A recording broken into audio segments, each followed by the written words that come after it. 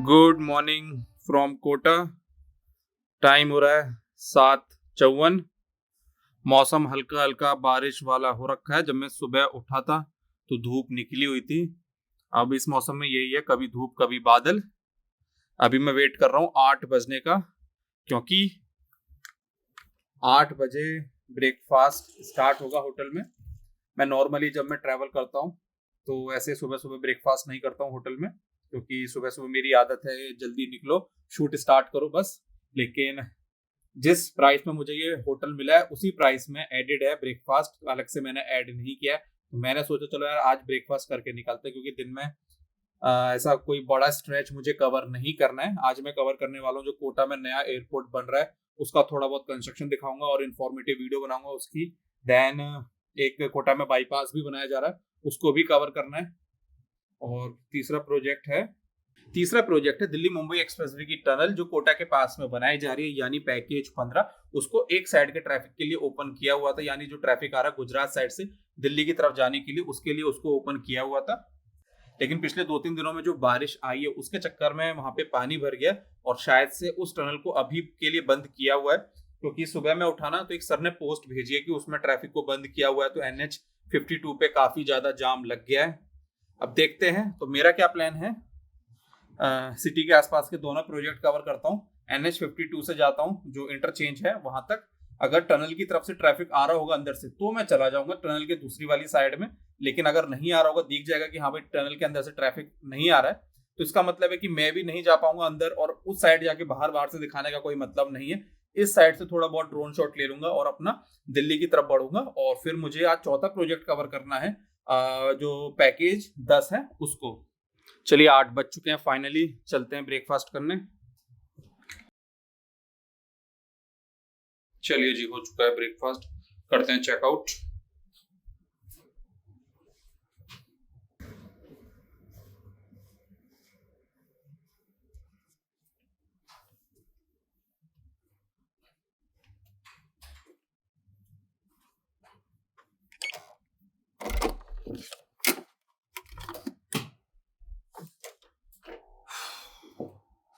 मन कर रहा है सो जाऊं, बट क्या करें, आए हैं तो काम करना पड़ेगा। चलिए दोस्तों, चेकआउट कर लिया गया है। होटल अच्छा है, बस इसकी जो पार्किंग है ऐसे वो सर्विस रोड पे है, और कोई दिक्कत नहीं है। अब भरवाते हैं सबसे पहले गाड़ी में CNG।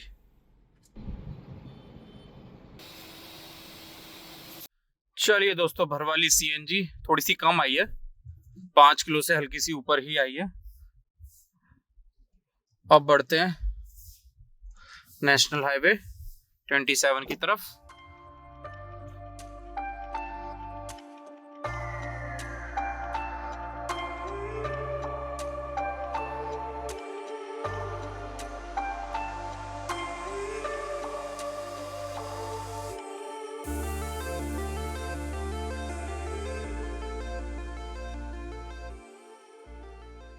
कनेक्ट हो चुका हूँ नेशनल हाईवे 27 में। जिस लोकेशन पे मेरे को जाना है एयरपोर्ट की, वो रह गई है अब 16 मिनट 16 किलोमीटर। मैं दूसरी तरफ से भी जा सकता था, लेकिन इस साइड से मैं क्यों जा रहा हूँ उसका रीजन आपको सामने की तरफ अब नजर आ रहा होगा। मुझे जो ब्रिज है जो चंबल रिवर के ऊपर, आई थिंक हाँ उसी के ऊपर है ना, हाँ उस चंबल रिवर के ऊपर बनाया गया, इसको देखना था। क्योंकि मैंने इसकी फोटोज देखी, मुझे काफी सही लगा। एक बार चलो मैं भी अपने ड्रोन से इसको कैप्चर करता हूँ।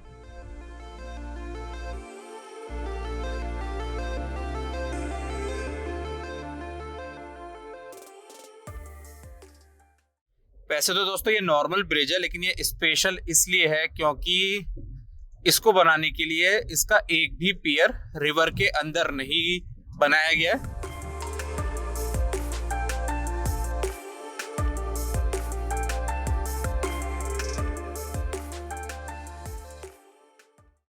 ग्यारह 43 हो गई है, पता नहीं आप लोगों को टाइम नजर आ रहा है कि नहीं आ रहा है। मैं अभी बाईपास के ऊपर था, जो हिस्सा बन गया उसके ऊपर। बना तो नहीं है पूरी तरीके से, सामने की तरफ एक ROB है, रेलवे ओवर ब्रिज, जो अभी पूरी तरीके से नहीं बना है। इसीलिए मैं आगे की तरफ इस ब्रिज का यूज करके नहीं जा सकता हूँ। यहाँ से बस थोड़ा सा ही अब आगे की तरफ है नेशनल हाईवे 27।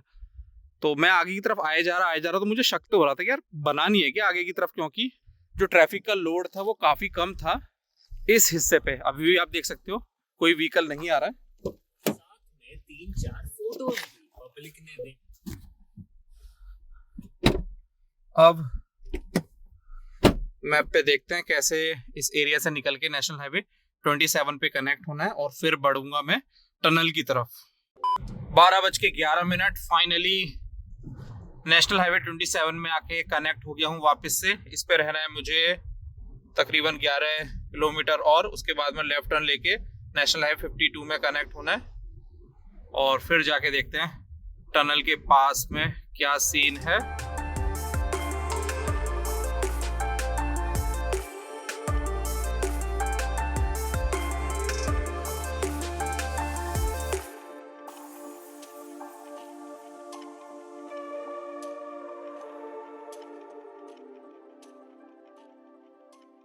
पहुंच चुका हूं दोस्तों इंटरचेंज पे।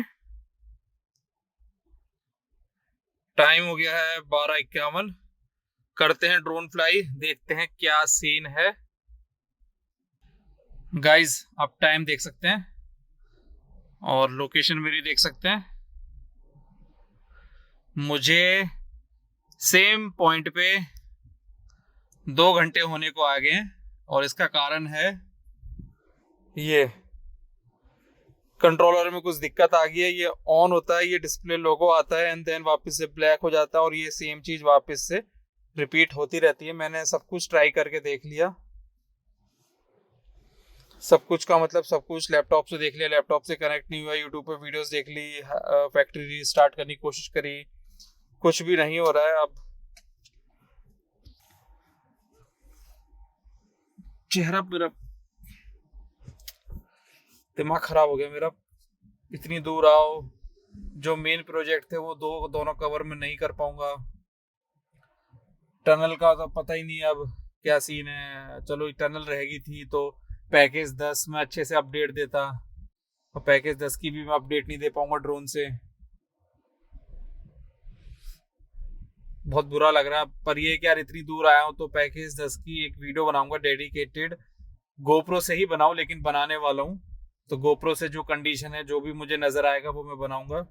मन तो नहीं कर रहा है यहाँ से जाने का, बस एक इस बार ना मेरे से एक गड़बड़ और होगी कि मैंने अपना दूसरा ड्रोन लेके नहीं आया। मेरे को लगा यार एक ही ड्रोन से काम हो जाएगा, कोई दिक्कत नहीं, इतना लंबा मेरे को शूट करना नहीं कि दोनों ड्रोन की नीड हो। अगर मैं वो वाला ड्रोन लेके आया होता तो उससे काम बन जाता, मैं उसको फ्लाई कर लेता। क्योंकि क्या बोलूं अब मैं। चलो अब चलते हैं, अब देखेंगे घर जाके या सेंटर पे वगैरह पे दिखाऊंगा इसको मैं। एंटर हो चुका हूँ एक्सप्रेसवे पे। मन बिल्कुल उदास हो गया है, आपको आवाज से भी शायद से अब फील हो जाएगा। अपना फोकस करते हैं डीएमई पे। कंडीशन बताता हूँ, दिल्ली 466 और घर है 474। अभी तो ईटीए है ऑलमोस्ट 10 बजे का, 7 मिनट पहले का, लेकिन मुझे पता है टाइम लगेगा। मैं तो भैया आराम से चलूंगा ना। इंटरचेंज से जैसे ही आप थोड़ा आगे की तरफ आओगे तो फ्यूल स्टेशन है और ये है यहाँ पे गड्ढा। अरे यार शिट, दिखाना रह गया, ज्यादा ही जूम कर दिया था। आरएसए में एचपी का पेट्रोल पंप है, एक खाने का ऑप्शन है, उसके अलावा तो अभी कुछ नहीं है।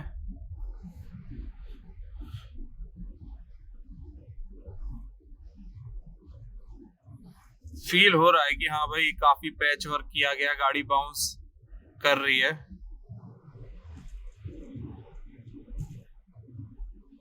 इस 80 किलोमीटर के स्ट्रेच में ऐसे सेक्शन भी हैं जहां पे पहली लेयर जो थी वही है, लेकिन ये भी काफी बाउंस करती है, लेकिन ऐसे गड्ढे वगैरह नहीं है। और जो पैच वर्क है वो भी काफी जगह काफी किया गया है। बाकी बारिश के बाद एक चीज और अच्छे से पता चलती है, कहीं पे अगर एक लाइन में पानी भरा हुआ है इसका मतलब वहां पे रटिंग हो रखी है, क्योंकि वो पानी तभी उस पॉइंट पे बैठता है। और जब रटिंग हो जाती है और पानी वहां पे बैठा रहता है तो और जल्दी जो ये लेयर होती है फ्लेक्सिबल पेवमेंट खराब होती है, क्योंकि जो स्टैंडिंग पानी होता है वो इस वाली पेवमेंट के लिए खराब होता है। अभी मैं एक पॉइंट पे चल रहा हूँ, यहाँ थर्ड लेन में अच्छी खासी रटिंग हो रखी है, और अगर मैं जाने की कोशिश करूं, गाड़ी फुल बाउंस करती हूँ, तो मैं 85 पे चल रहा हूँ। अगर कोई बंदा, अब देखो, ये देखना, अरे यार, हाँ ये देखो आप,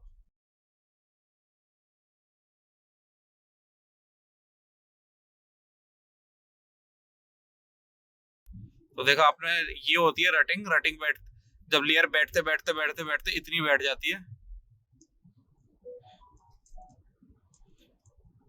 इस साइड में ज्यादा बाउंस हो रहा है, कल जब मैं उधर था उस साइड में नहीं था, मतलब लाभान से कोटा की तरफ वाला हिस्सा, लेकिन इस साइड का कुछ ज्यादा ही बाउंस हो रहा है, और गड्ढे भी मेरे को मिले हैं 4-5।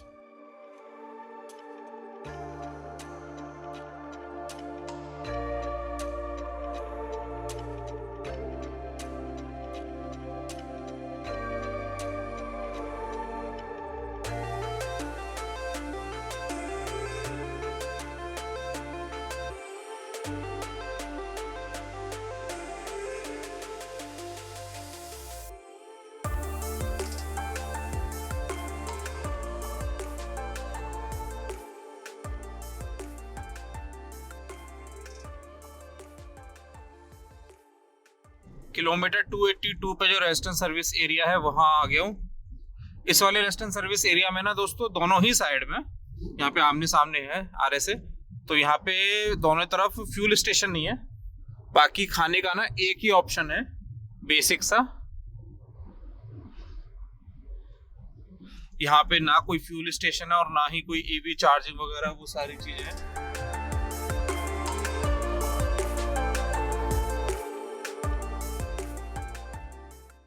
380 के आसपास हूँ। अब इस साइड में आप देख सकते हैं रोड मार्किंग अच्छे से नहीं है, क्योंकि यहाँ पे जो लेयर है वो वापस से बिछाई गई है, तो रोड मार्किंग का काम अभी पूरा नहीं किया गया है। तो ये वाला हिस्सा ज्यादा खराब मुझे लगा है, मतलब इस साइड का हिस्सा।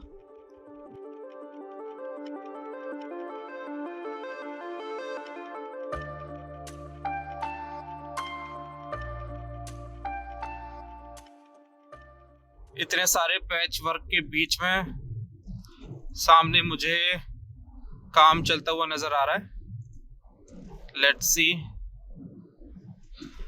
हाँ डंपर खड़ा है, इसका मतलब काम ही चल रहा है। चलो स्पीड करते हैं स्लो, देखते हैं। गोप्रो ऑन कर ले, नहीं गोप्रो रहने देते हैं।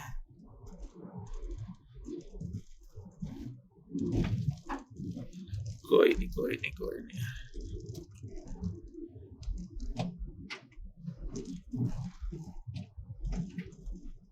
चालू है मेंटेनेंस का काम, कुछ ज्यादा ही मेंटेनेंस मांग रहा है। एक मिनट, ये यहाँ पे क्यों रखा है,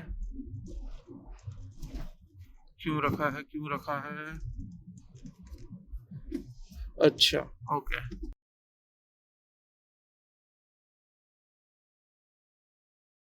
ओके, ये इसलिए रखा हुआ था बैरिकेड, क्योंकि अभी यहाँ पे ये पैच वर्क करके गए ना, तो ट्रैफिक एकदम से चढ़ ना जाए, इसलिए। सामने की तरफ भी मशीनें खड़ी हुई हैं।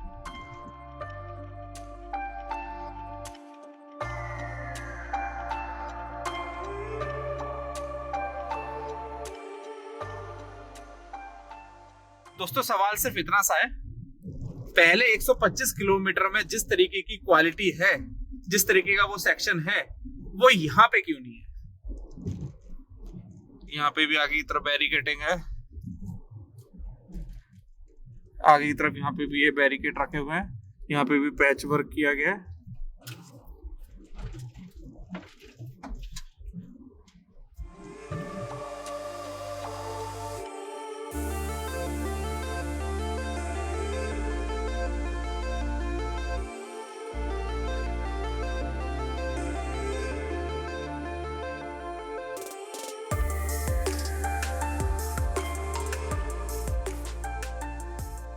किलोमीटर 53 पे जो रेस्टोरेंट सर्विस एरिया है वहां पहुंच गया हूँ।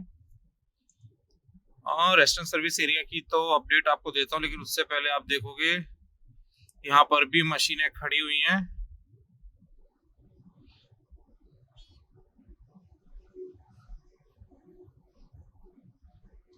और RSA में पेट्रोल पंप तो है, खाने का ऑप्शन नहीं है इस वाले में, और लेकिन दूसरी तरफ है खाने का ऑप्शन। करो करो भाई करो।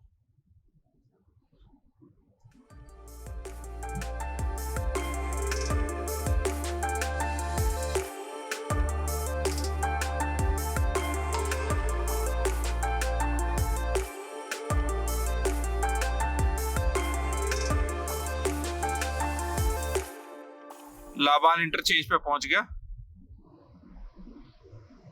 ज्यादा हो गया जूम। पहले यहाँ से एग्जिट करना पड़ता था, लेकिन जो ट्रैफिक आ रहा है कोटा की तरफ से वो यहाँ से सीधा जा सकता है। तो अब एक लग्जरी फील हो रही है कि अब मैं यहाँ से सीधा जा सकता हूँ, उतरने की नीड नहीं है मुझे। मस्त सीधे नॉन स्टॉप आगे बढ़ते हैं। अब थोड़ी देर में जो एनिमल ओवरपास बनाए गए हैं वो आने वाले हैं। क्वालिटी देखो आप, है पैच खराब।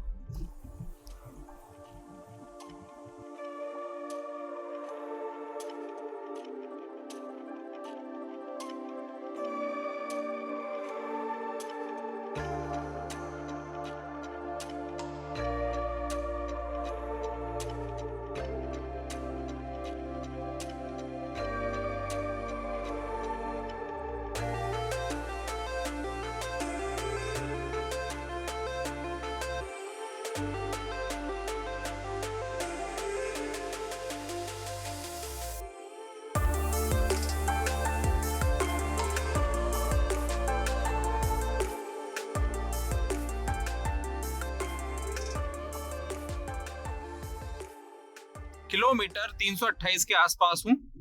अब सामने की तरफ आ गया है एनिमल ओवरपास। ड्रोन फ्लाई कर पाता तो क्या शॉट आता है यहाँ का, क्योंकि मॉनसून के बाद हरियाली है, हरियाली है। बस एक ही इशू मुझे लग रहा है, नीचे लाइट नहीं जल रही है तो काफी अंधेरा हो रखा है।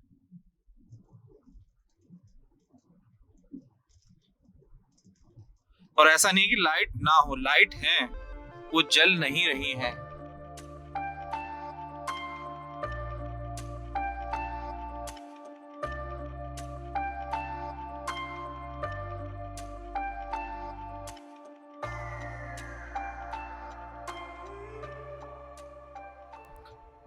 वन 1.8 किलोमीटर में रेस्टोरेंट सर्विस एरिया भी आने वाला है।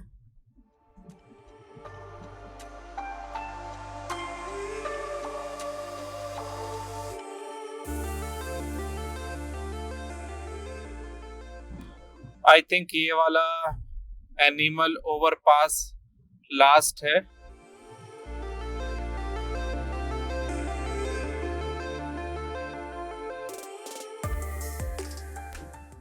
स्पीड कम करते हैं, RSA में देखते हैं क्या क्या चीजें अवेलेबल हैं।